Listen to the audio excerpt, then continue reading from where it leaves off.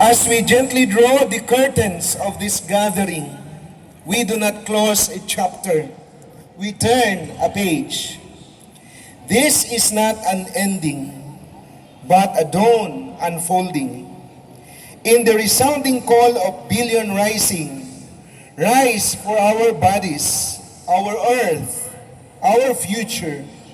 We are reminded that what begins here must rise beyond these walls.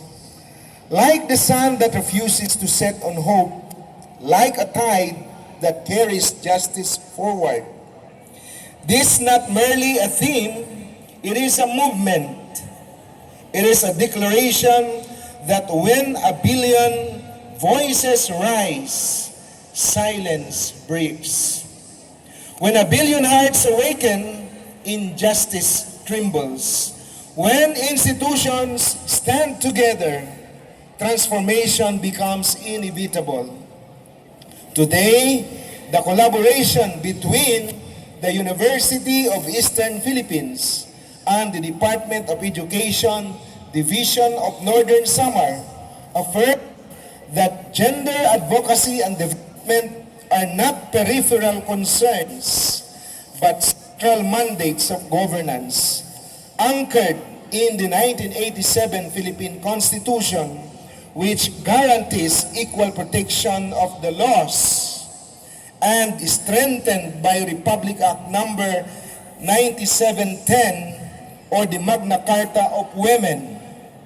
The state is duty-bound to eliminate discrimination and promote substantive equality, further reinforced by Republic Act number 7192, Women in Development and Nation Building Act, and the God Budget Policy.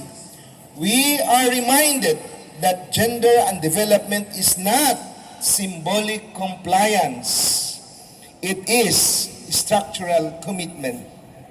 In education, this responsibility finds life through Republic Act 9155, the Governance of Basic Education Act, Republic Act 7722, Higher Education Act of 1994, and Republic Act 10533, the Enhanced Basic Education Act of 2013, empowering the Department of Education, the Commission on Higher Education, with the University of Eastern Philippines, ensure that learning institutions are responsive, inclusive, and transformative spaces.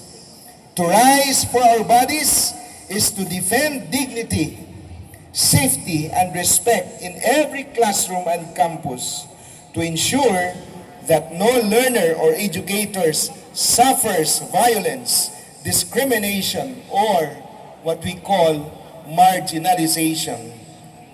To rise for our earth is to recognize that gender, justice, and environmental stewardship are intertwined. That sustainable development requires inclusive participation and shared responsibility. To rise for our future is to educate a generation that understands equality not as a slogan, but as a lived reality embedded in the curriculum, policy, leadership, and culture.